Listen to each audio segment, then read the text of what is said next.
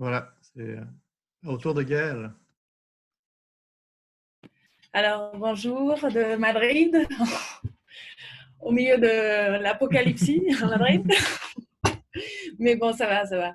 Ben, moi, je suis membre du conseil de gouvernance du marché social de Madrid. C'est pour ça que je suis concernée surtout à participer dans la réunion par rapport à la participation dans le conseil de gouvernance du marché social de Madrid, qui est la branche plus pratique, on va dire, du REAS, du réseau d'économie sociale alternative et solidaire en Espagne.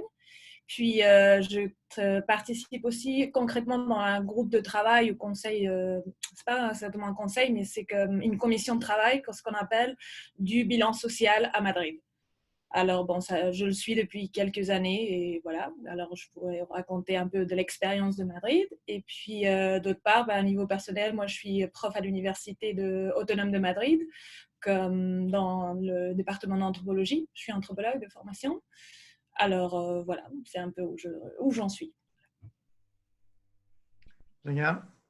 Donc, Olivier? Oui, bonjour à tous. Alors, moi, c'est Olivier Drac, coordonnateur au pôle d'économie sociale Vallée du Haut-Saint-Laurent. Donc, évidemment, sur le terrain, en action avec les entreprises d'économie sociale. On travaille de plus en plus avec les partenaires, dans le fond, des municipalités, MRC, pour essayer de se doter davantage d'une compréhension pratique là, par rapport à l'économie sociale. Et pour ça, ben, tout ce qui est la question de l'évaluation d'une entreprise, tout ce qui peut être un bilan, si on veut, en quelque part, pour aider l'entreprise à s'améliorer. On est dans cette philosophie-là d'action. Donc, très intéressant comme concept, comme idée aujourd'hui, puis bien hâte de voir l'expérience qui sera partagée. Excellent. Charles?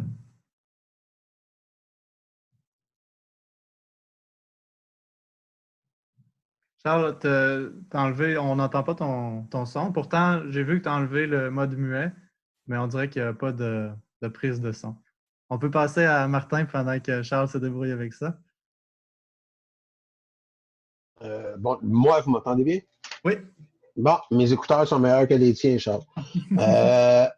Écoutez, Martin Frappier, je suis le directeur général adjoint au chantier de l'économie sociale. Si je fais ça simple, la raison pour laquelle ça nous intéresse, c'est que le chantier se préoccupe beaucoup de positionner en quelque sorte l'identité, la réalité, la contribution de l'économie sociale. Et quand on discute de l'identité de l'économie sociale, rapidement, on en vient à ses effets, à ses résultats. Puis quand on discute de ces résultats, on réalise qu'il y a un impact sur l'identité, sur comment on se définit, et ainsi de suite. Donc, cette dynamique-là est au cœur de notre travail, puis c'est ça. Ça justifie amplement que je prenne un dîner pour venir entendre. Merci. On a Pierre-André Tremblay. 1, 2, 3, ça devrait marcher, là? C'est bon. Okay. Pierre-André Tremblay, jusqu'à ma retraite en septembre dernier, j'étais professeur à l'Université du Québec à Chicoutimi, où j'enseignais la sociologie et l'anthropologie. Aussi, j'ai une formation d'anthropologue. C'est par curiosité que je suis ici, puis parce que je prépare un voyage en Espagne lorsque la fin du monde sera finie, là, on va pouvoir bouger. Alors, c'est par curiosité intellectuelle. Voilà. OK, très bien. On a M. Taïeb Afsi. Oui, bonjour. Je suis professeur à HEC Montréal. Je suis, comme beaucoup d'entre vous ici, un peu par curiosité. Je veux savoir qu'est-ce que ça veut dire bilan social, notamment dans l'économie sociale et solidaire. Voilà. Très bien. Pour de Geneviève. Geneviève Viard-Dutiès, je suis là pour à peu près les mêmes raisons que Martin et Émilien ont expliquées. Excellent. Vincent? Oui, alors Vincent Van Scandel, directeur du TIS, même raison aussi. Gaël, dans ta présentation, tu as oublié de dire que tu avais passé l'automne à Montréal et que tu avais été à l'Assemblée générale du chantier. Donc, tu n'es pas dans une autre planète complètement. On est tous dans une autre planète ces jours-ci, mais bref, tu es quand même un peu en pays de connaissance. Merci. OK, Maude a réussi à se joindre à nous. Oui, bonjour. Maude Léonard, je suis professeure à l'École des sciences de la gestion à l'UQAM. Je m'excuse déjà, je vais devoir partir plus tôt. Puis là, j'essaye mon background. Je change toujours de pièces selon l'heure de la journée avec les enfants et tout ça, l'organisation dans la maison. Alors, s'il y a un petit coco qui arrive à côté de moi, désolée, je quitterai, je reviendrai. Tout ça pour dire, je m'intéresse, je suis dans une équipe de recherche sur la gestion des entreprises sociales et collectives et j'ai contribué, j'ai participé à tout le groupe de travail sur la mesure d'impact social avec le TIES et Marie Bouchard, ma collègue immédiate. Et puis, je m'intéresse également aux stratégies de changement d'échelle des entreprises d'économie sociale. À ce moment-là, c'est sûr que l'évaluation, les retombées sociales, l'importance de savoir qu'est-ce que ça donne devient important quand on dit qu'on veut décupler nos retombées, en fait, il faut connaître tout ça. Et puis, moi, j'ai une formation initiale là, de psychologue communautaire. Alors, la question de l'évaluation des programmes sociaux, l'évaluation des activités ou des interventions sociales, bien, ça me connaît, ça fait partie de ma formation de psychologue communautaire. Voilà. Fait que merci. Merci. De tenir cet événement. C'est au tour de Marie-France. Bonjour, donc Marie-France Bellemare du TIES. J'ai travaillé, je vais faire du pouce sur ce que dit Maude. Bonjour Maude. Donc, participer au projet sur la mesure d'impact, l'évaluation de la mesure d'impact au TIES et celui sur le changement d'échelle. Donc, me voici. Merci. On a Laura, l'une des présentatrices, qui est en train de terminer sa bouchée. On peut passer à Anne-Sophie d'abord. Bonjour, Anne-Sophie. Je suis agente de développement au chantier avec mon collègue Charles Gagnon, dont le micro ne fonctionne pas. En fait, Gabriel nous a un peu introduit le sujet, le bilan social. Donc, on est là pour en apprendre plus et peut-être même s'en inspirer pour créer les outils ici au chantier. Parfait. On va revenir à Laura. OK, maintenant c'est bon. Bonjour, moi c'est Laura Espiau. Je travaille pour l'organisation CITES, c'est le Centre international de transfert d'innovation en économie sociale et solidaire.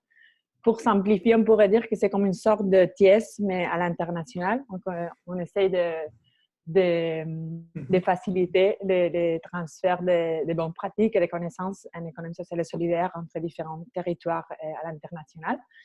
On travaille surtout avec 3 territoires, la ville de Montréal, de Séoul et la ville de Barcelone. Et c'est justement à propos de la ville de Barcelone que je vais présenter un peu aujourd'hui, comme Gabriel l'a expliqué. Je vais présenter de quelle manière l'outil du bilan social devient utile pour la ville de Barcelone, quels sont aussi les obstacles pour pouvoir utiliser comme tout son potentiel pour la co-construction des politiques publiques avec la ville.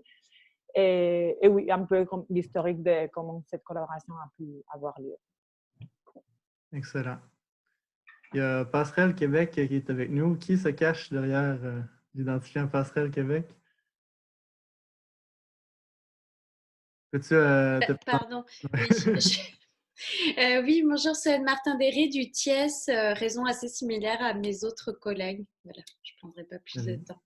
OK, on a aussi Alice Duval-Fleury.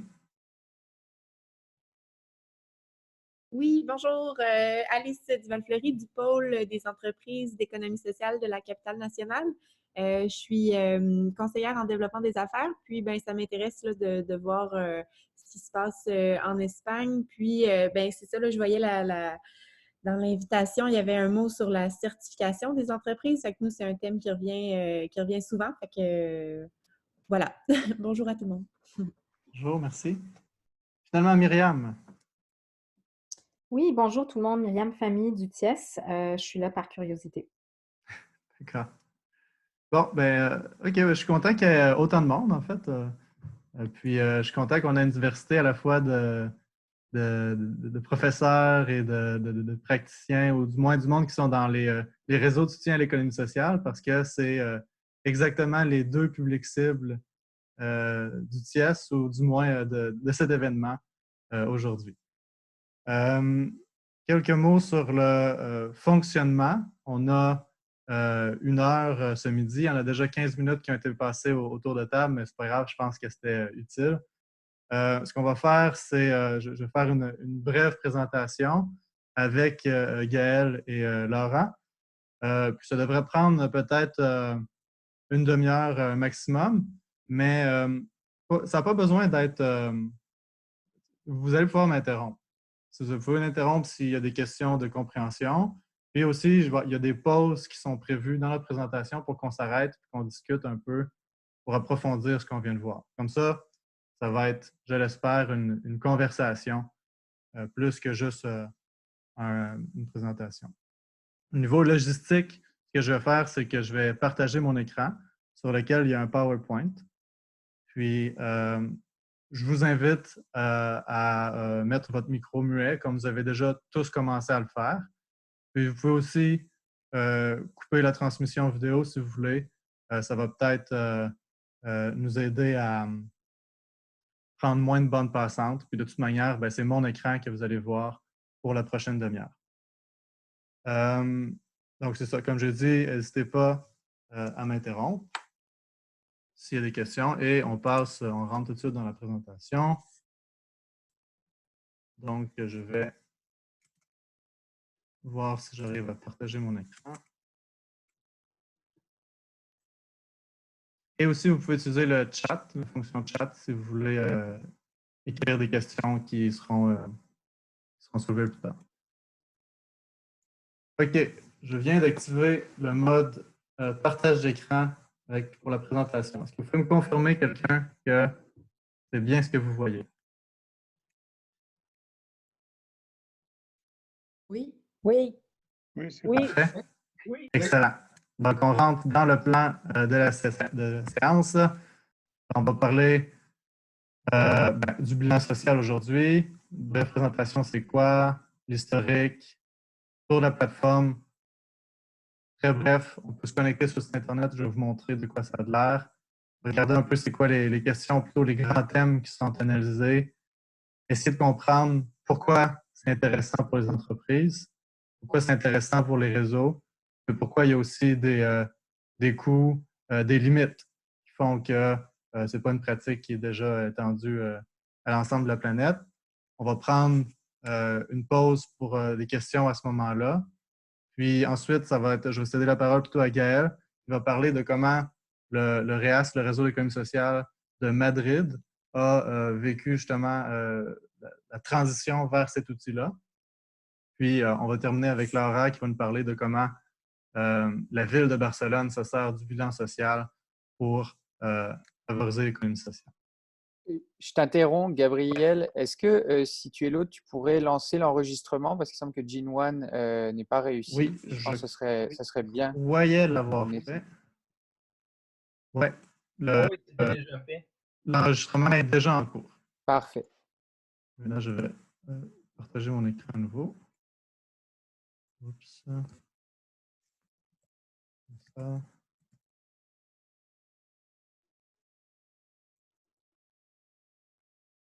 Comme ça. Et on est de retour dans la présentation. Alors, de quoi parle-t-on? On parle du bilan social, qui est une traduction en fait en catalan. C'est Laura qui nous confirmera la prononciation. La balance sociale, balance sociale, je ne sais pas trop. C'est une plateforme en ligne. Concrètement, c'est un site Internet sur lequel les entreprises qui sont membres d'un réseau d'économie sociale se connectent. Et là, c'est un questionnaire en ligne auquel les entreprises vont répondre pour évaluer les activités et les résultats qui sont générés par leur action.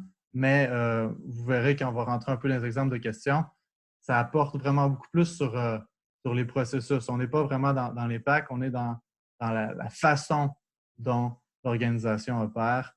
Puis, c'est ça. Par ailleurs, préciser que moi, l'expérience que je témoigne aujourd'hui, c'est ma source d'information, c'est... Gabriel? Oui.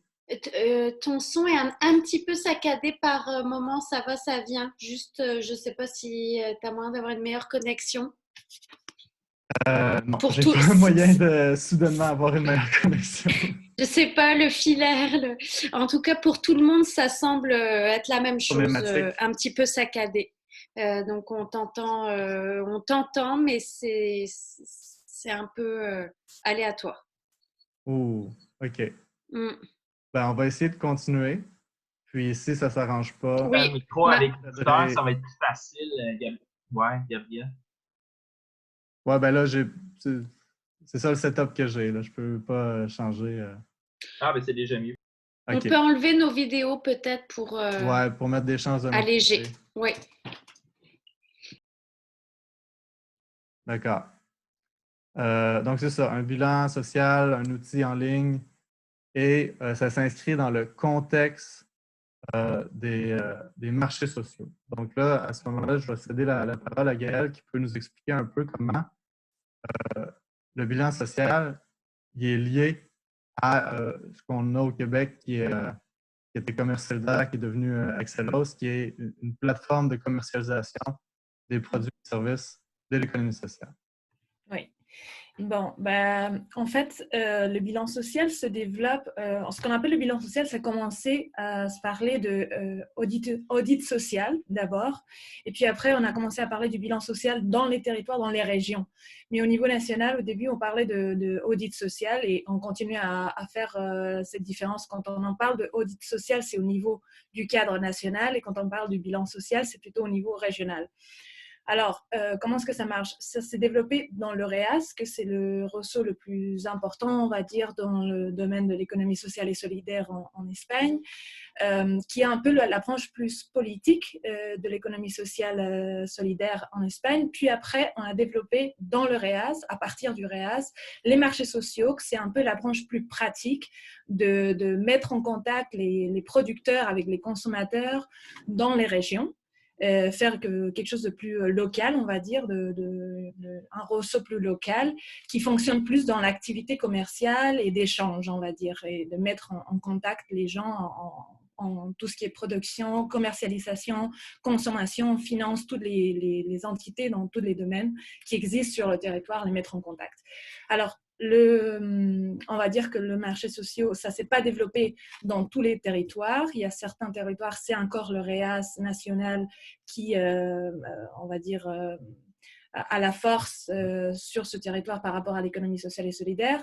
Mais par exemple, je veux dire, Pays Basque, Catalogne, Madrid et beaucoup d'autres qu'on verra après dans une autre diapo, un peu comment ça se répartit un peu dans le territoire, ont développé ce genre d'outils comme le marché social. Par exemple, à Madrid, c'est une coopérative de solidarité où on voit l'accord, voilà, c'est ça exactement. Là, on voit à peu près la distribution, c'est 14 ressources territoriales.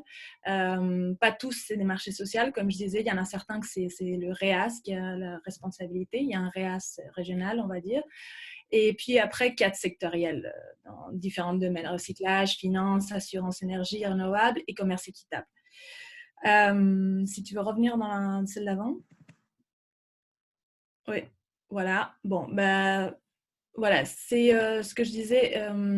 Pratiquement dans tous les territoires, on recueille ce genre de données, on va dire, à partir des entités qui sont liées aux marchés sociaux ou au REAS, dans les cas où il n'y a pas ce genre de marché social ou ce genre de coopérative de solidarité. Ça fonctionne normalement ou vers la formule d'association ou vers la formule de coopérative de solidarité, comme je disais, et certains intégrant un système de bonification ou d'achat, comme c'est le cas de Madrid et c'était le cas de Barcelone jusqu'à pas très longtemps, avec des systèmes de monnaie sociale ou dans notre cas maintenant de bonification où on reçoit comme un système de fidélisation de points. Chaque fois qu'on fait un achat entre les entités ou entre un consommateur et une entité du marché social, on reçoit une bonification sur un compte. On va dire qu'on a en tant de membre de ce genre de marché ou de ressort. Puis, oui, ce qu'on appelle le système de points en Madrid de ETIX. Mais bon, c'est un autre outil qu'on a développé à partir des marchés sociaux. Et c'est un peu le cadre où se développe le bilan social entre ces genres d'entités. OK, merci. On pourra revenir, si ça intéresse quelqu'un, comment le reste de l'écosystème du marché social, il renforce cette notion de bilan social. Juste un petit peu d'histoire pour dire que le bilan social, du moins en Catalogne, c'est à la fois quelque chose de récent et d'ancien. Ancien au sens où déjà en 2008, ils ont commencé le réseau, le CHESS là-bas a décidé qu'ils voulaient se doter d'un outil d'évaluation des pratiques qui s'appelait bilan social. Et ils ont commencé le comité là-bas, ils ont mis sur pied un comité, ils ont élaboré une série de questions. On t'entend très mal. Oh, pardon.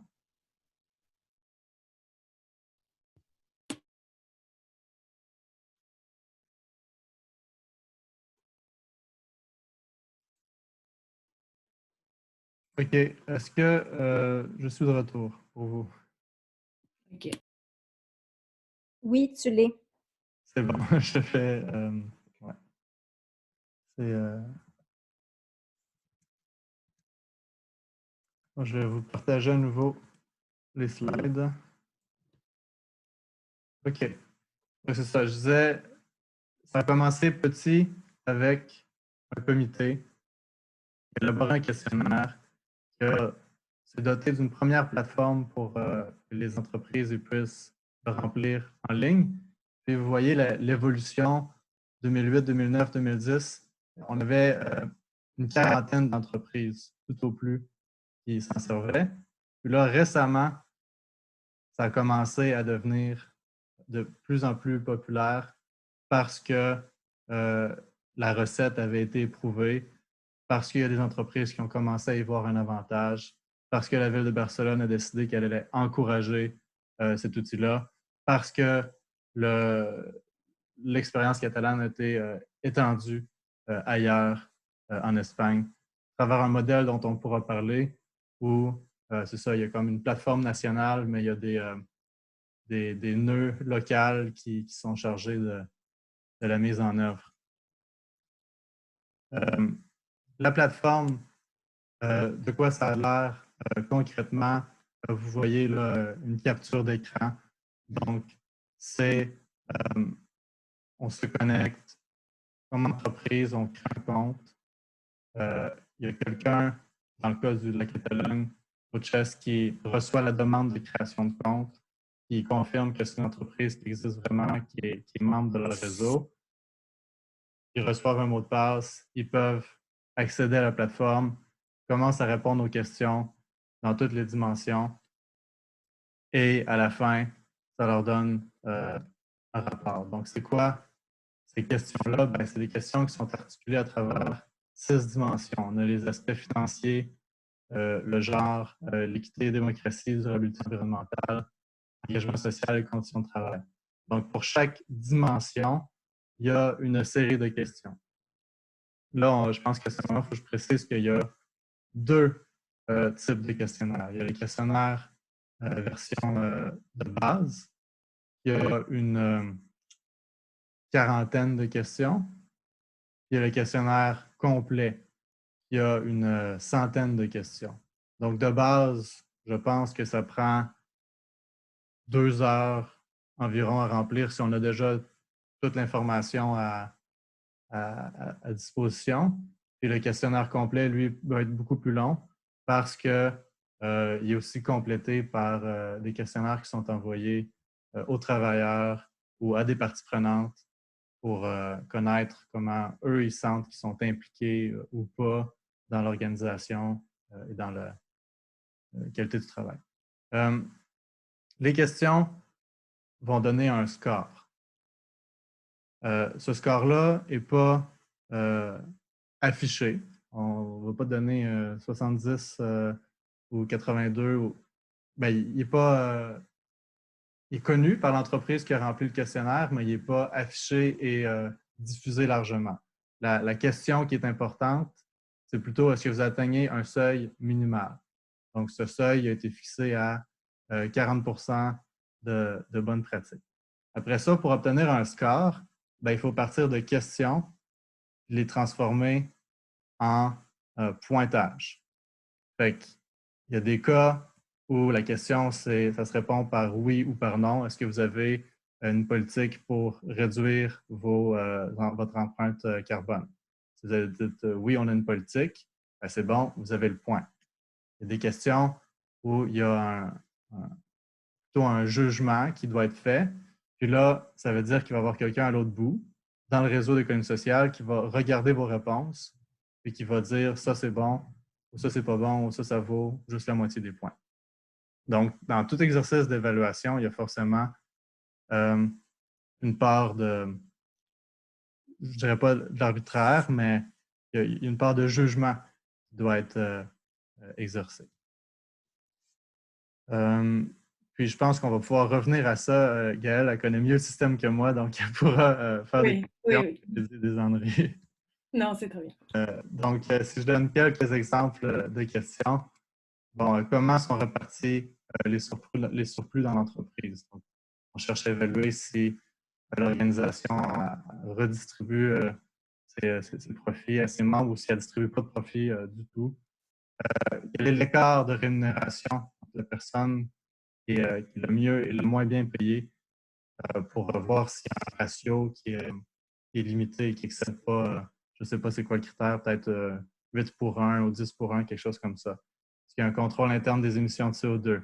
Est-ce qu'il y a quelle est la portion des achats en biens et services qui est issue du marché social? Quelles sont les mesures en place pour faciliter la conciliation travail-famille?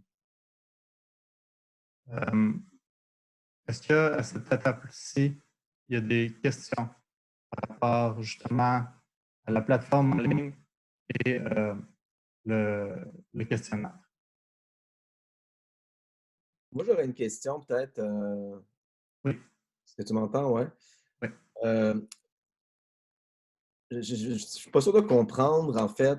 Donc, ça, c'est un service qui est offert aux entreprises sur une base volontaire, elles vont adhérer ou pas.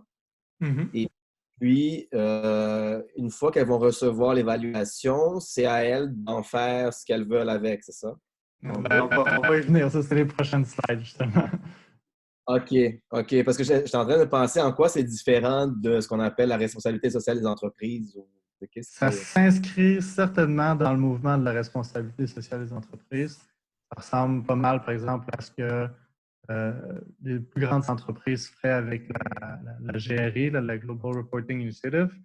La différence que c'est un système qui émerge des entreprises et réseaux d'économie sociale eux-mêmes, qui sont destinés, un processus qui est destiné à des petites organisations en économie sociale, plutôt que la GRI, par exemple, qui est conçue pour des grandes multinationales.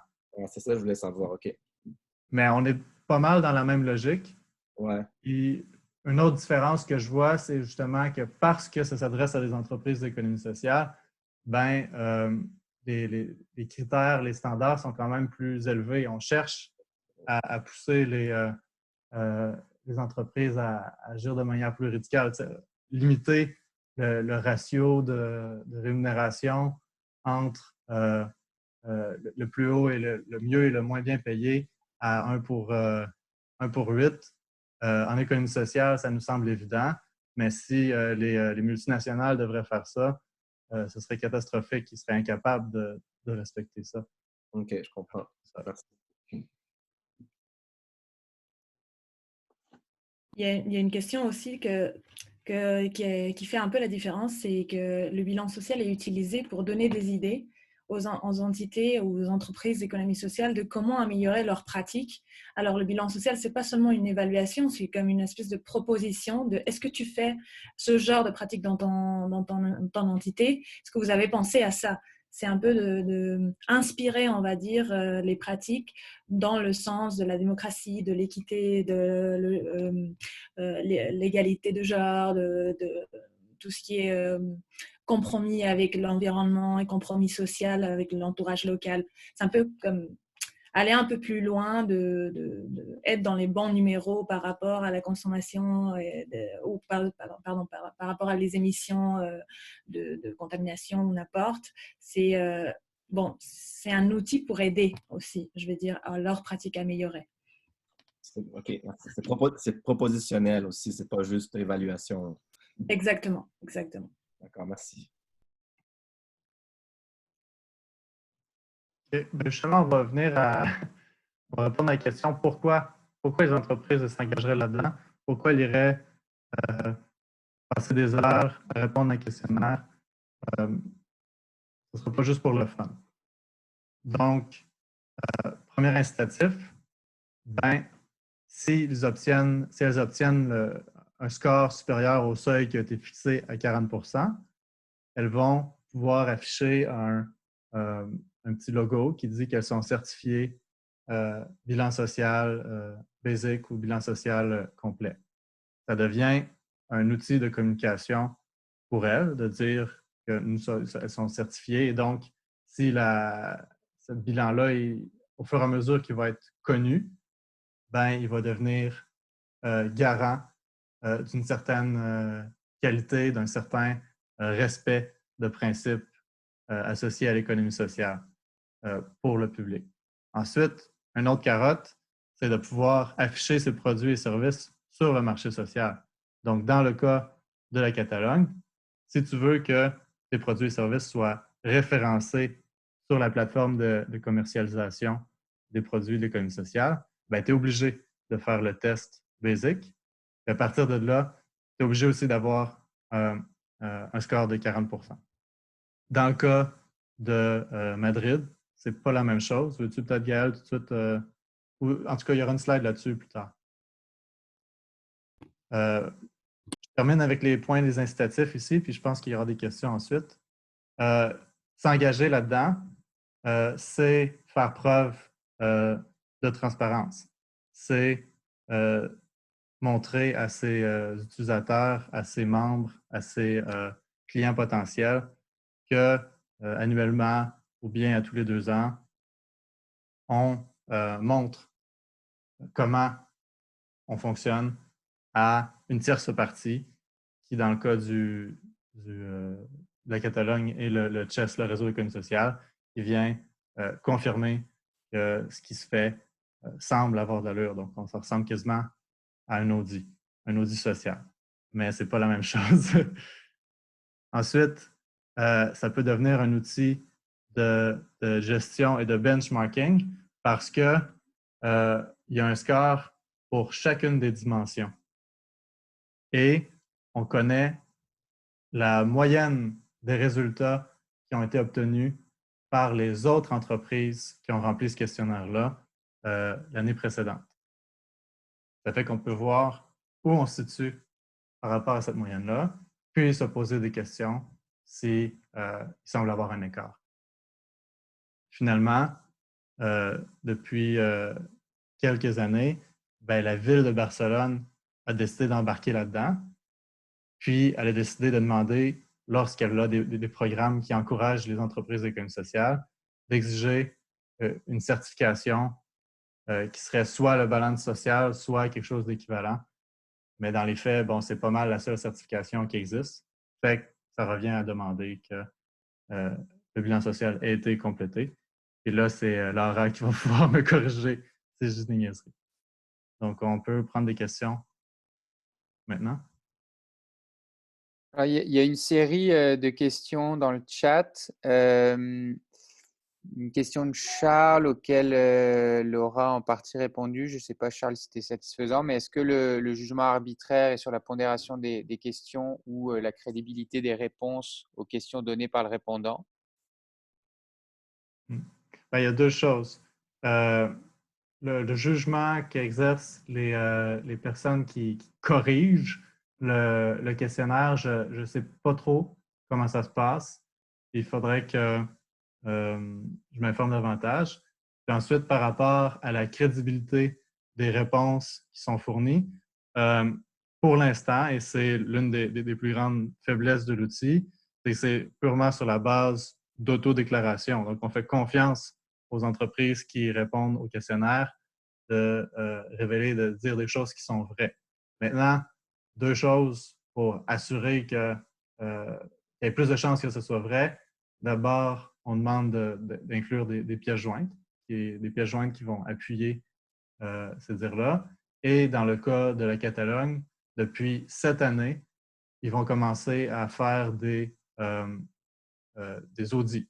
Donc, 5% des entreprises qui auront répondu à ce questionnaire-là vont se faire contacter par une personne du CHES qui va leur dire je travaille avec le bilan social et on va vous auditer pour vérifier que les réponses que vous avez fournies, on est capable de corroborer. Donc, on va demander des pièces justificatives.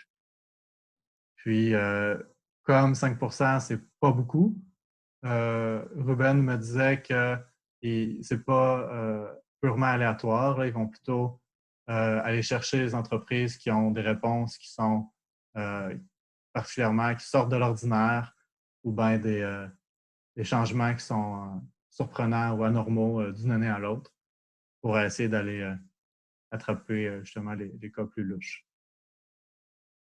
Il y a une question en lien à ça et au degré de normalisation, mais surtout donc, quel est le niveau de légitimité, de reconnaissance formelle de l'État vis-à-vis du bilan social?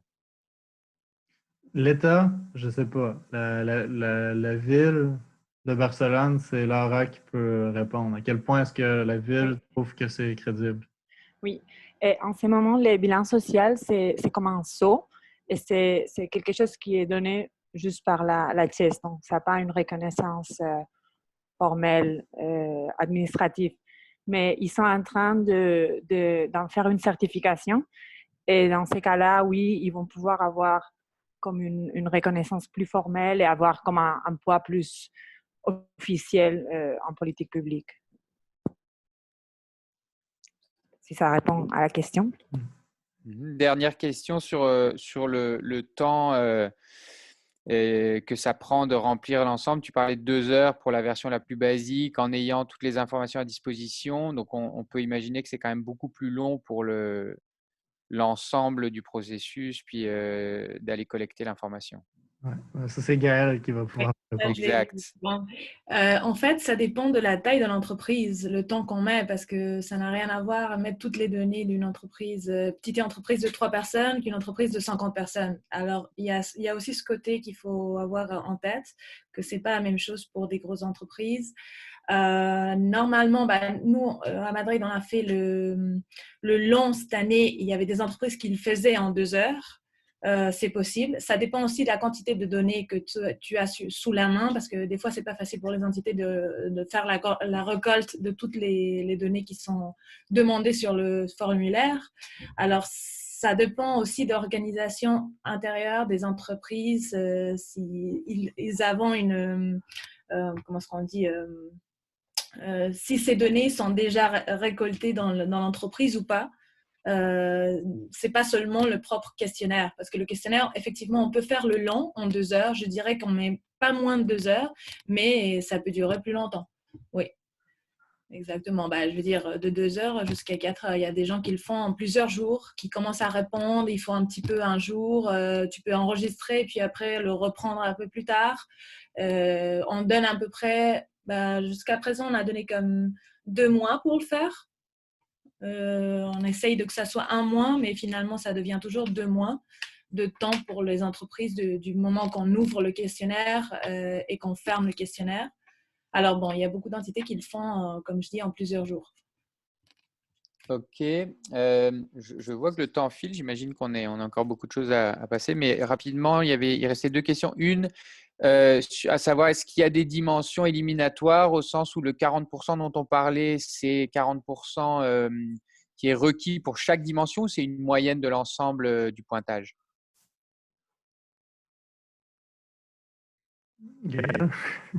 J'y vais. Ok, j'attendais, je ne savais pas.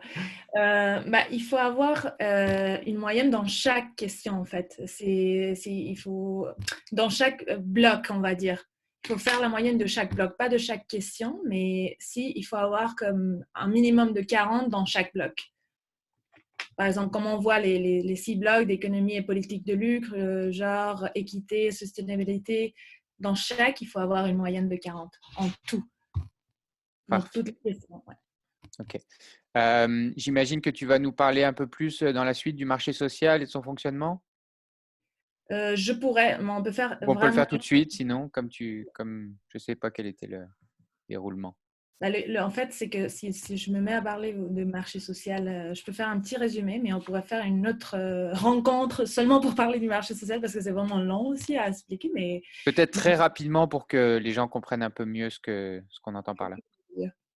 Oui, le marché social, comme disait, et Laura aussi avait répondu par rapport à la CHES, ça marche comme une coopérative de coopératives ou une association qui réunit de deuxième degré, on va dire, ce qu'on appelle ici, ou intégrale, comme on appelle, que ça réunit les différentes entités.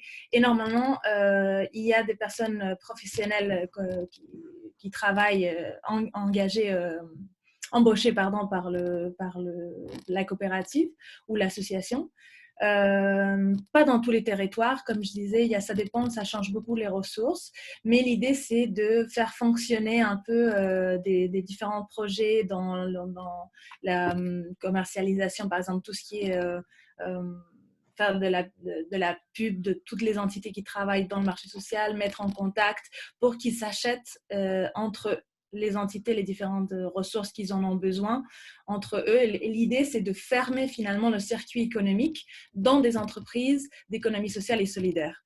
C'est une espèce d'idée de création d'un circuit alternatif d'économie sociale et solidaire. C'est la fin du marché social, on va dire. Ok, donc pour ceux qui connaissent Commerce solidaire au Québec, comme ça a été dit plus tôt, c'est un peu la même idée. Oui, mais en mettant en contact, on va dire, les consommateurs aussi. Ce n'est pas dans tous les territoires. Par exemple, à la Madrid, oui, les consommateurs peuvent être membres de la coopérative. Comme on disait, c'est une coopérative de solidarité. Et ils peuvent prendre des décisions. Par exemple, après, il y a aussi des projets qu'on demande, des subventions qu'on demande à la mairie pour certains actes différentes, par exemple pour financer le bilan ou faire une foire qu'on fait une fois par an, par exemple, où on réunit toutes les entités sur une place publique pendant un week-end. C'est ce genre d'activité qu'on essaye de bouger à partir des marchés sociaux. Après, le travail intérieur se divise en commissions de travail. Comme je disais, il y a une commission pour le bilan social, une commission pour communication, une commission administrative, une commission qui est tout ce qui est lien avec comment ce qu'on appelle parti politique, administration publique. Ça se développe dans différents domaines de travail. Normalement, c'est tous des volontaires et les volontaires sont ou bien des consommateurs qui font partie du ROSTO ou du marché, je veux dire, ou des membres travailleurs des entités. Ok, je pense qu'on a fait le tour des questions. OK. Je termine avec un dernier incitatif. C'est simplement un exemple. Lorsqu'on a terminé de répondre au questionnaire, ça génère automatiquement un rapport qui peut ensuite être utilisé dans la communication ou avec le conseil d'administration, des choses comme ça. Là, je vois que j'ai un problème avec mon Internet. Est-ce que vous m'entendez encore? On t'entend saccadé, ça va, ça vient, mais tu peux essayer de poursuivre. J'espère que ça va revenir. Alors, c'est ça. J'ai parlé des avantages pour les entreprises, mais aussi pour les réseaux. Donc, tous les questionnaires qui sont remplis sur la plateforme NCIL Core, c'est le nom de la plateforme où il y a le bilan social, ces réponses-là sont enregistrées par le réseau d'économie sociale. Donc, ça donne une base de données qui est assez inédite en matière de pratiques responsables et d'impact générés par l'économie sociale. Qu'est-ce qu'on peut faire avec ça? On peut faire de la recherche, potentiellement, mais on peut aussi faire de la communication. Donc, c'est ce que fait le REAS. Là, vous voyez la petite infographie à droite où ils ont fait la somme de tous les résultats obtenus, puis ils mettent ça en page, puis ils distribuent justement des infographies d'une page pour faire valoir l'économie sociale là-bas. Par contre, il y a également des coûts. Donc, dans le cas du réseau catalan, il y a 2 employés à temps plein consacrés à la gestion de tout ce qui entoure l'administration de ce bilan social-là. Donc, pour 200 entreprises qui remplissent le questionnaire annuellement, 2 employés à temps plein qui s'assurent de relancer, de vérifier leurs réponses, de faire la promotion, de répondre aux questions, de s'assurer que la plateforme est en ligne et qu'elle fonctionne bien, des choses comme ça. Ça répond à une partie de la question de Vincent. Vincent se demandait également comment le questionnaire avait été construit. À l'origine, il y a 12 ans, dans le cas de la Catalogne, c'est le CHES qui lui est un réseau d'entreprises d'économie sociale, ont leur propre structure de gouvernance. Il y a un comité qui a été formé avec des représentants. Je ne connais pas malheureusement les détails. On ne t'entend pas là. OK. Donc, un comité qui a été formé et ça a été un premier questionnaire. Puis ensuite, il y a eu mise à jour et mise à jour en fonction des tests et des feedbacks. Gaël, veux-tu dire comment ça s'est passé à Madrid?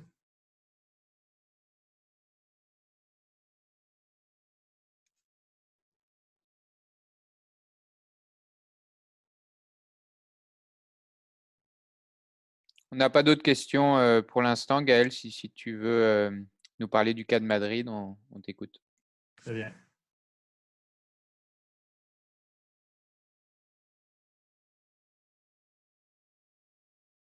Désolé, je viens d'en rajouter une, je n'avais pas eu le temps de finir.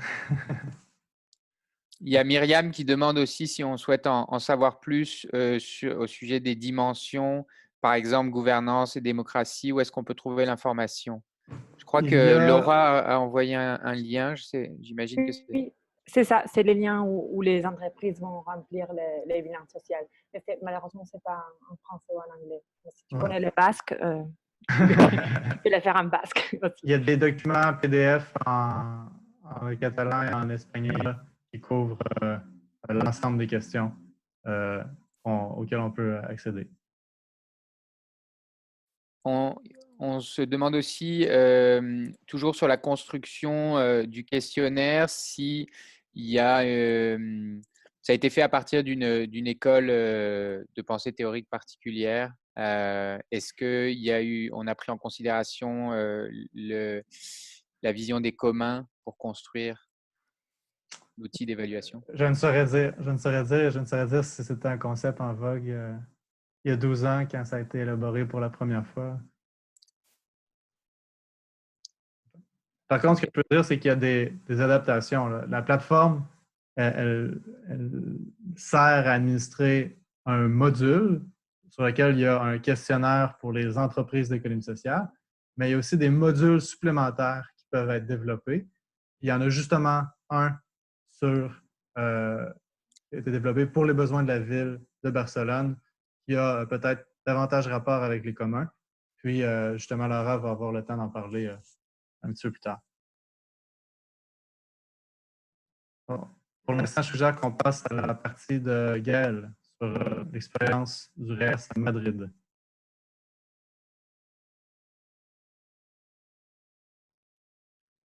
Est-ce que Gaël est encore avec nous?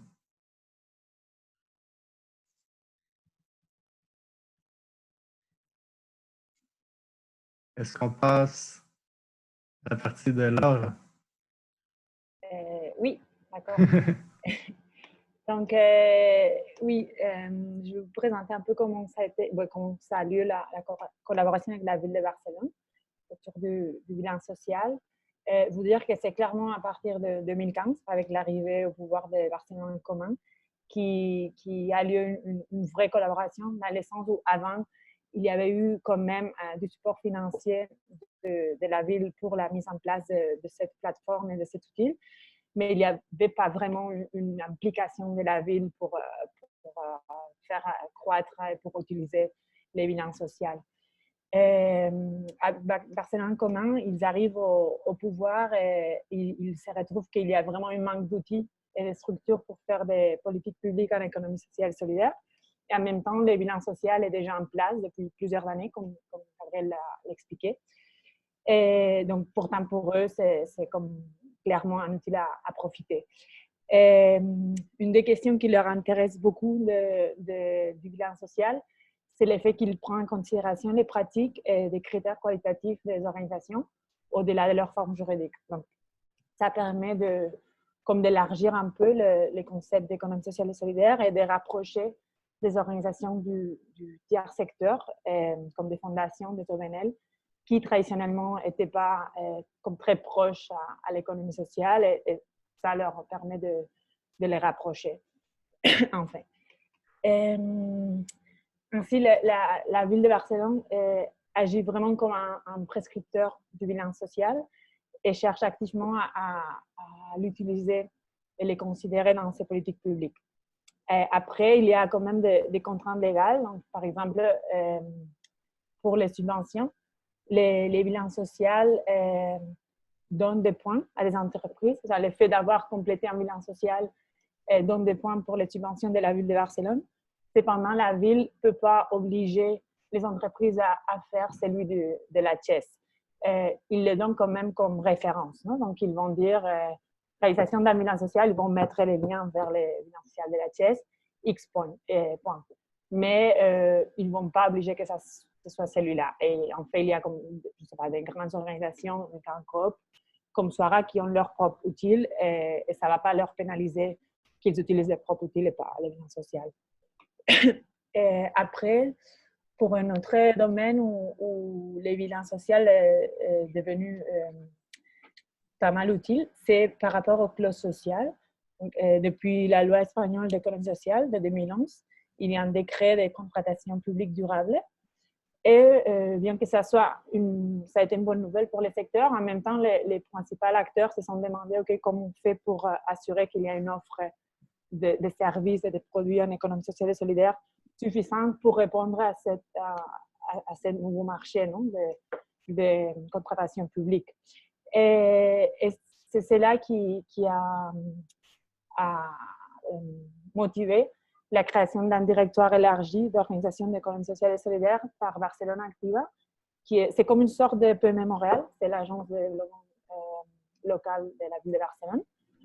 Et donc, ce directoire élargi, ils incluent les répertoires officiels du gouvernement catalan.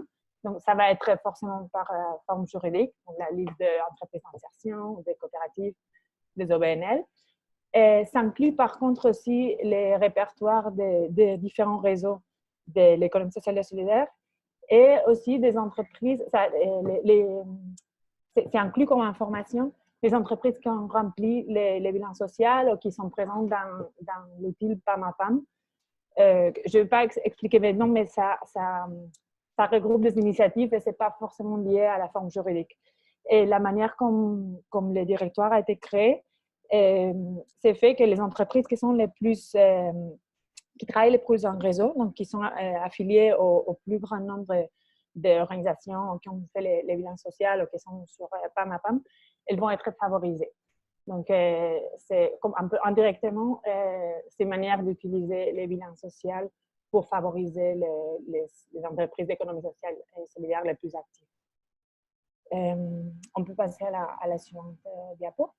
Et aussi, c'est intéressant, comme Gabriel disait, les bilans sociaux a été l'inspiration pour développer un autre outil au sein de la ville. Dans ce cas-là, lié à la politique publique des communs urbains de la ville de Barcelone, c'est le bilan communautaire. En fait, là, il faut faire la différence entre ce qui est la plateforme de collecte de données qui utilise bilan social et l'outil bilan social en soi. C'est deux choses différentes. Les deux ont été développés par la CHES, mais ils peuvent fonctionner indépendamment. Donc, dans ces cas-là, le processus de créer les bilans communautaires n'était pas au début, la Tchèque n'était pas impliquée là-dedans au début. En fait, c'était plutôt la Tchèque, qui est les réseaux d'espaces communautaires de Barcelone, qui travaillait avec la ville pour créer cet outil pour pouvoir mesurer je sais pas comment dire, la communautariété d'une organisation d'un projet. Et ça a été plus tard dans les processus qui sont dit, OK, on aimerait utiliser la même plateforme de collecte de données, puisque c'est une plateforme ouverte. Et on voudrait avoir aussi un peu l'expertise de la TIES en ce qui concerne la création d'indicateurs et l'utilisation d'indicateurs pour mesurer ce type de projet. Donc, c'est comme ça que le bilan social a servi pour créer cet autre outil.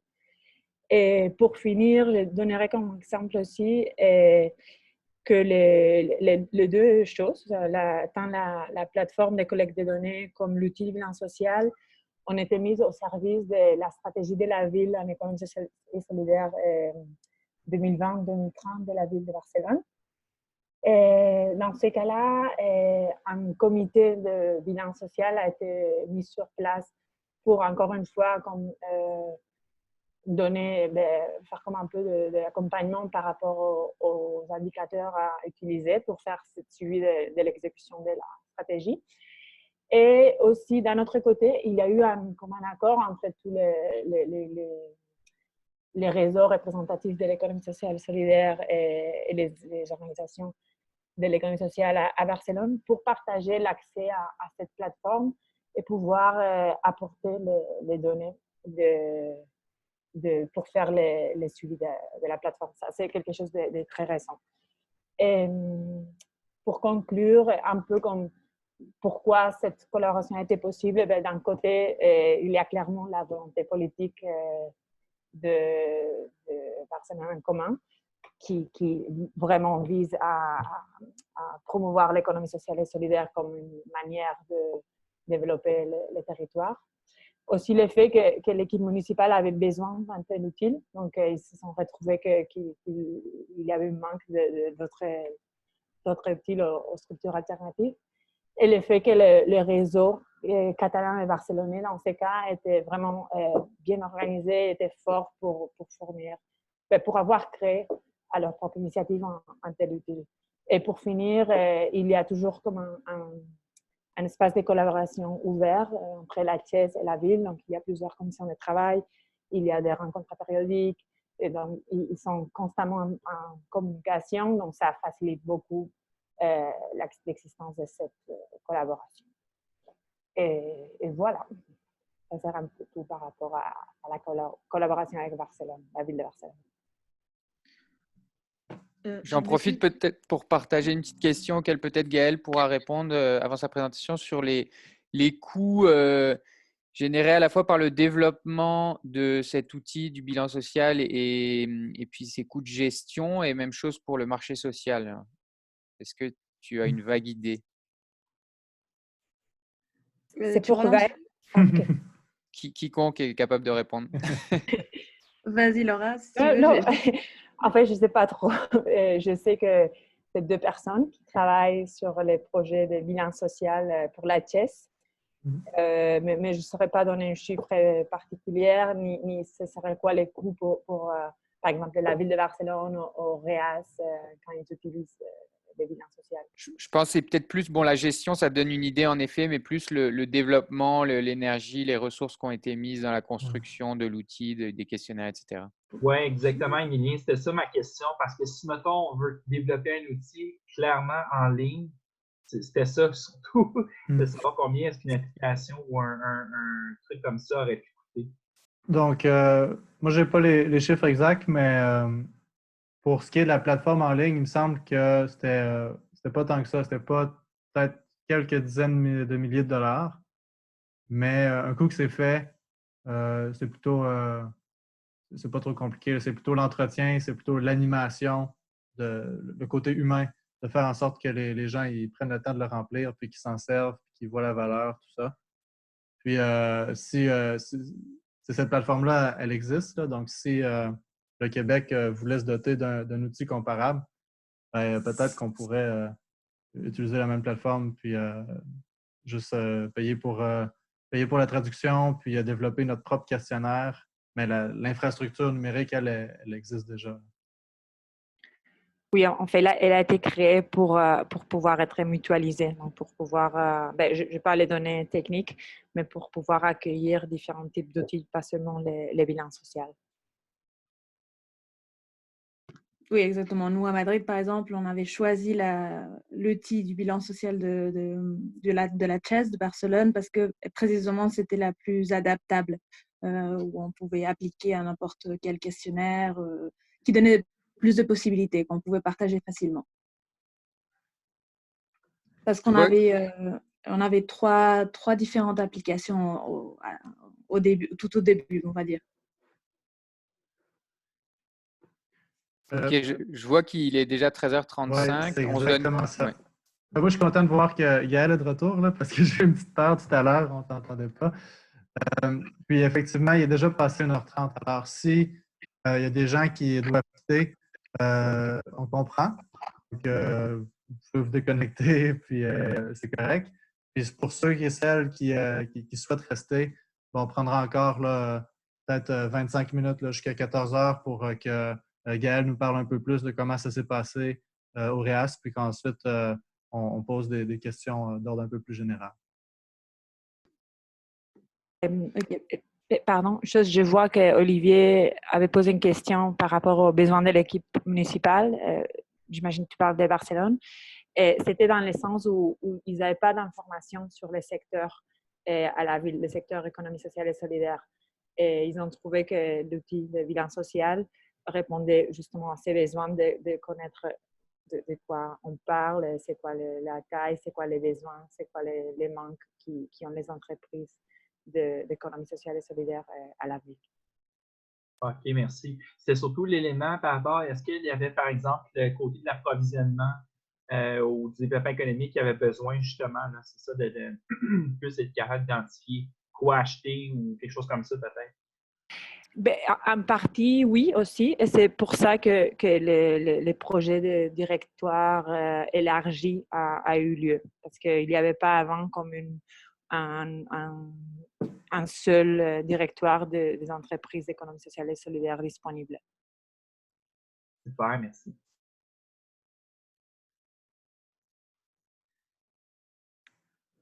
J'y vais. Je m'excuse parce que j'ai dû me connecter avec le portable parce que j'ai un petit problème avec mon ordinateur. Il s'est déconnecté, je n'arrive pas à connecter le Zoom. Mais alors, je suis avec mon portable. Mais je pense que je vais y réussir. Parfait, oui, tu peux y aller, on t'entend bien. OK, parfait. Alors, l'expérience de Madrid, comme je disais juste avant, il y a eu 3 différents systèmes de bilan ou d'applications online pour faire le bilan. Il y avait une à Euskadi, au nord de l'Espagne, puis une à Madrid, puis celle de la CHES. Et finalement, nous, on a commencé en 2013, on donnait les résultats du 2013 en 2014 avec le bilan social de Madrid. On avait notre propre application qui était créée sur un autre système de software libre,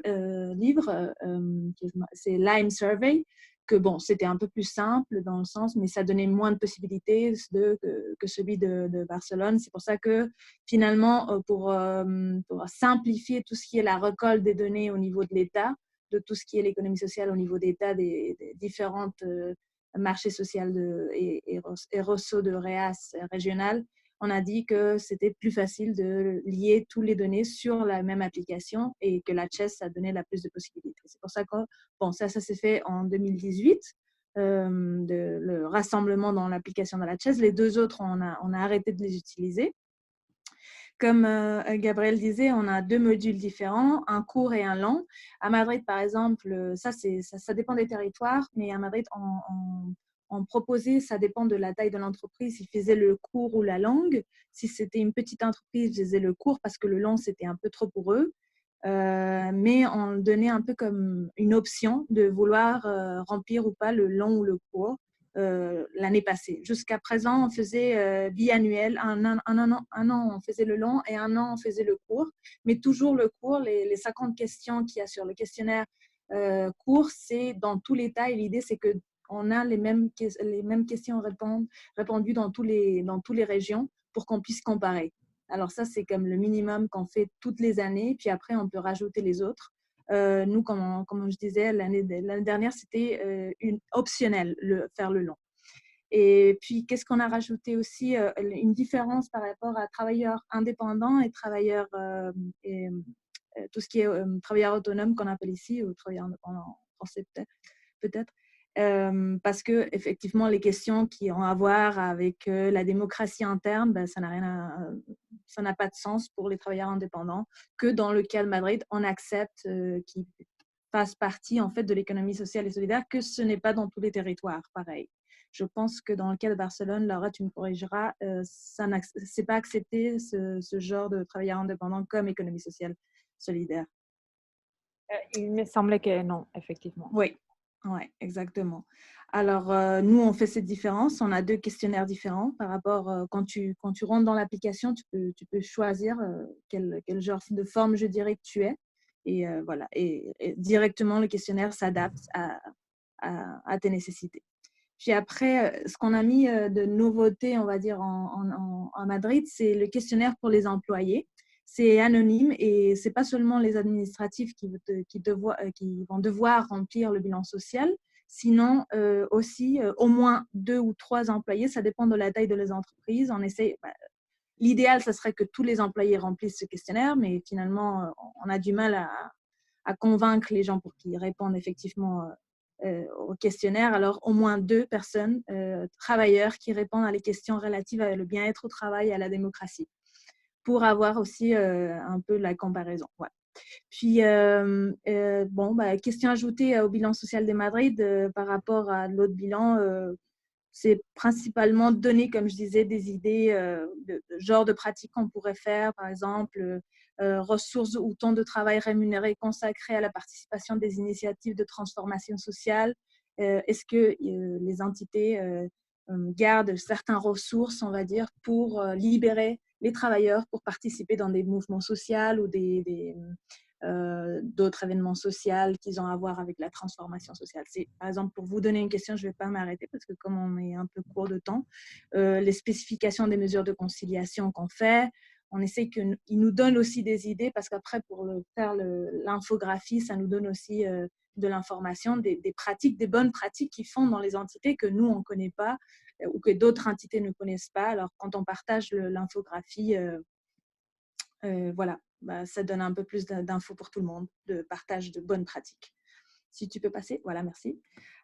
Puis, défi logistique organisationnel, l'adaptation des questions des barèmes d'évaluation par rapport à la forme juridique, au secteur d'activité et la taille. C'est sûr que pour les professionnels indépendants, ce n'est pas la même chose. Comme je disais, les entités sans salariés, ceux qui ont une dépendance des fonds publics plus forte, comme les fondations, par rapport à la barémation qu'on parlait du 40%, c'est sûr que ça va changer d'un cas à l'autre, surtout par rapport à la forme, je dirais, de qu'est-ce qu'on peut exiger à une fondation et qu'est-ce qu'on peut exiger à une association ou une coopérative ou un travailleur indépendant.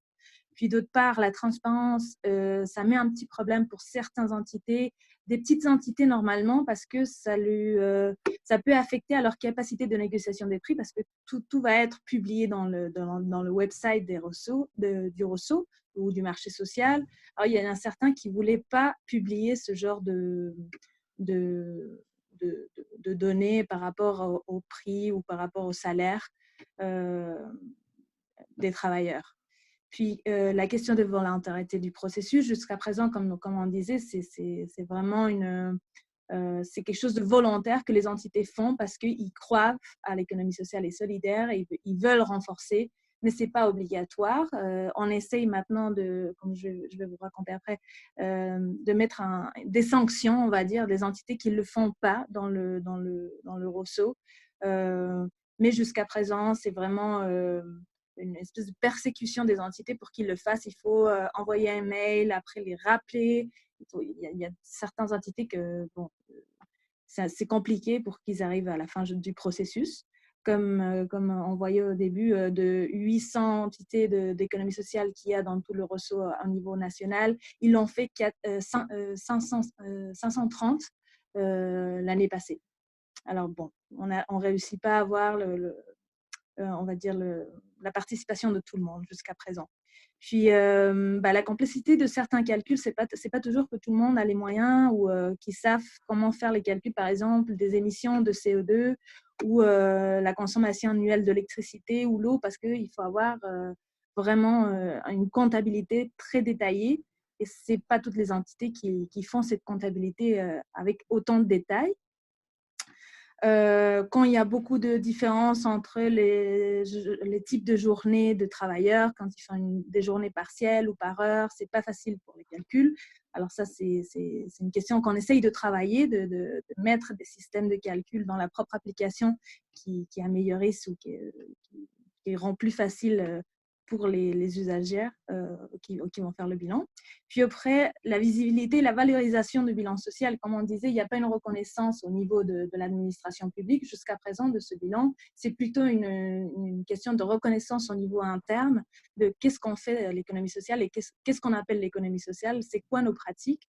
Et on essaye aussi de communiquer ça à l'extérieur, mais il n'y a pas une reconnaissance. Alors, c'est le problème que je disais, que ça a à voir avec le caractère volontaire de tout ce processus qui se rejoint là sur cette question de valorisation du bilan.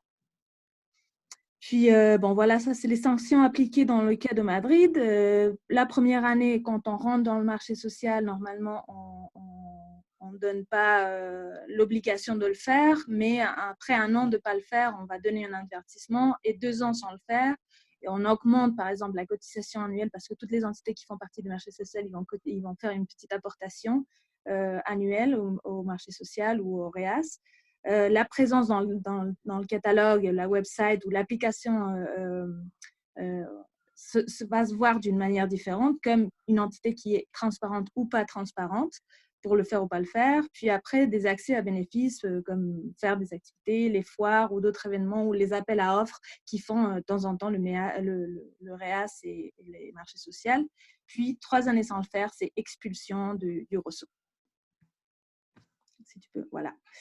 Les actions qu'on fait pour accompagner, c'est d'abord, on envoie un mail à toutes les entités qui font partie du ROSO avec le lien pour rentrer dans leur website où ils vont trouver leur formulaire fait à son nom et qui, comme je disais, ils peuvent enregistrer, le faire en différents moments. Normalement, il y a une personne qui s'en charge de suivre cette entité. Comme je disais, il y a des commissions de travail qui travaillent sur le bilan social pour accompagner les entités. Normalement, il y a une personne ou 2 qui travaillent, qui seront payés par le ROSO, mais normalement, c'est des volontaires qui vont faire ça. C'est mon cas, par exemple, à Madrid. Et on se répartit toutes les entités qu'il y a pour eux, pour les aider. Alors, on se présente, voilà, moi, c'est ta marraine cette année du bilan social, je vais t'accompagner. Toutes les doutes que tu auras, tu peux me demander. Et on accompagne ça pendant tout le processus. Puis, on donne plusieurs textes, tutoriels pour savoir comment est-ce qu'on utilise les applications et on a du contact téléphonique avec les entités aussi. Puis voilà, le souhait à l'avenir, on suit un peu les pas à Madrid de la CHES à Barcelone, de devenir ou pouvoir arriver à l'audit externe. Jusqu'à présent, on n'a pas les ressources et pas les forces pour le faire à Madrid, mais on a en tête d'y arriver à ça et faire aussi un service conseil pour réaliser des améliorations ou après faire le bilan, on peut faire une analyse détaillée de l'entreprise et donner des conseils à les entreprises à partir de conseils, comme je disais, de la commission de travail du bilan.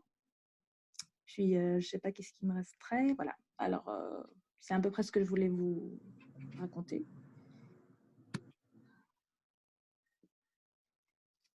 J'aurais une question. Je ne sais pas si je peux. Oui, c'est le bon moment. Oui, en fait, merci beaucoup pour la présentation. C'est vraiment super intéressant. Puis, je me demandais le rôle du marché social. J'en reviens là-dessus. C'est moi qui avais posé la question tantôt. Mais j'ai l'impression, est-ce que, dans le fond, je me demande si l'incitatif avec les sanctions de ne pas pouvoir participer au marché social, est-ce que c'est ça, finalement, qui est la principale raison pour laquelle les entreprises font le bilan social? Est-ce que sans le marché social, elles auraient eu vraiment beaucoup moins de raisons pour le faire? Une chose va avec l'autre, autrement dit? Oui. Ça va, une chose va avec l'autre, mais c'est sûr que ce n'est pas la principale raison par laquelle ils font le bilan social. Comme je disais, c'est une question d'être convaincu de que on veut faire partie de ce mouvement. C'est l'idée de participer à un mouvement social de l'économie sociale et solidaire. C'est pas seulement une question de commercialisation. Bien sûr qu'il y a différentes attentes dans le marché social, ça dépend des entités. Il y en a qui sont plus politisées, plus qui veulent faire simplement de la pub de leurs produits, mais bon, c'est pas la sanction principale, c'est pas les sanctions qui vont motiver le processus jusqu'à présent principalement. C'est plutôt la motivation de participer, d'être en contact avec d'autres entités du ressaut de l'économie sociale qui existent sur le territoire. Donc, on pourrait dire que c'est par conviction politique, finalement, principalement, qu'ils le font? Principalement, je dirais principalement, jusqu'à présent, et bon, aussi de faire connaître leurs produits. Comme je disais, il y a un côté de communication de leur existence, on va dire. Ce que je remarque, c'est que la démarche en Espagne est justement très militante par rapport à ce qui entoure l'économie sociale. J'ai l'impression que c'est peut-être une différence avec le Québec où il y a beaucoup plus de membres. Tu sais, le portrait, là, il révélait qu'il y a 11 000 entreprises d'économie sociale en théorie. Après ça, lesquelles sont impliquées dans leur pôle, déjà, il y en a beaucoup moins.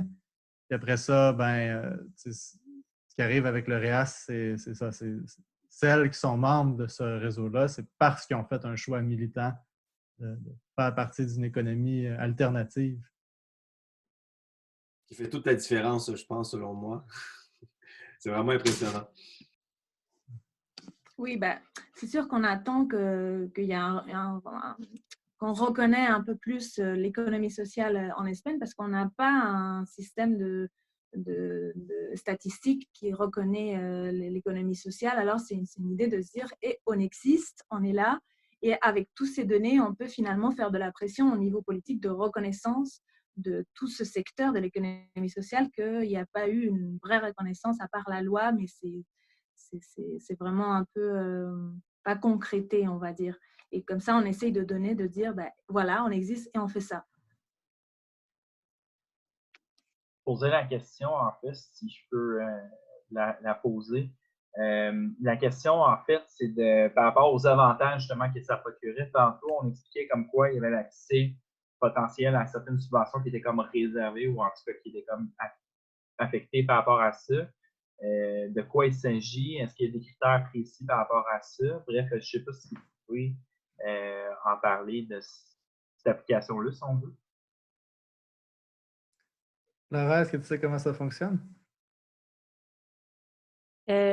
Si j'ai bien compris la question, tu voudrais savoir en quoi le fait d'avoir rempli les bilans peut donner des points pour accéder à une subvention? Un parallèle avec, mettons, le MEI ou des ministères comme ça, souvent, ils vont demander, en fait, on voit dans les états financiers que c'est, mettons, 40% ou plus de revenus autonomes, mais il n'y a pas nécessairement d'autres filtres, si on veut, en quelque part, pour déterminer si c'est une entreprise d'économie sociale.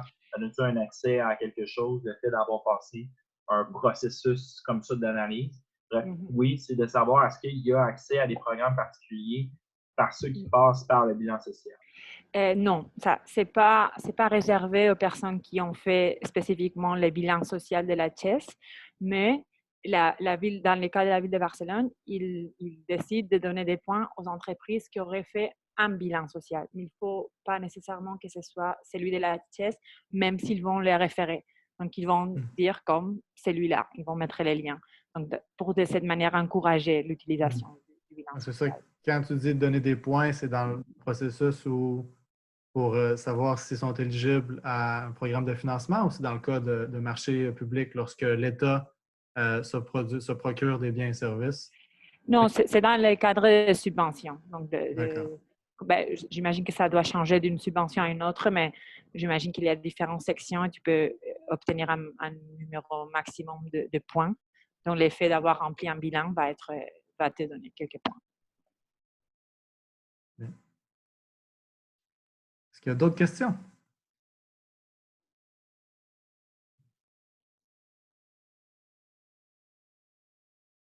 Si personne n'a rien à ajouter, on peut arrêter ici. Je m'excuse d'avoir débordé de 25 minutes, mais je pense que ça valait la peine. En tout cas, moi, je suis très content la présentation et de la participation d'aujourd'hui. Faudra poursuivre, trouver une autre façon de, je sais pas, mais c'était court, alors on verra, mais je pense que c'est très intéressant. Moi, je suggérerais très, très fortement d'aller analyser en fait ce questionnaire-là, puis d'avoir peut-être un peu plus de contenu, si c'est possible, dans le futur sur les retombées de tout ça. Puis peut-être le point de vue des entreprises, si on peut, pour eux autres, qu'est-ce qu'ils perçoivent avec un bilan comme ça. Parce que ces démarches-là, en fait, qu'on fait souvent avec les entreprises moins formelles que ce que le bilan propose, souvent, ils vont se demander justement c'est quoi les avantages. Travailler l'avantage, c'est aussi important que de faire le processus, moi, je pense, à ce niveau-là, malheureusement.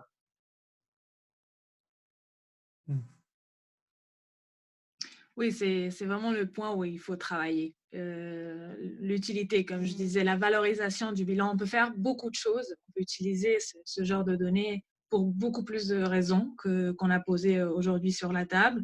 L'idée, c'était d'avoir un peu les données pour effectivement pouvoir les utiliser, pour pouvoir le présenter à la mairie, pour pouvoir les présenter pour un offre, exactement comme on disait, avec des points.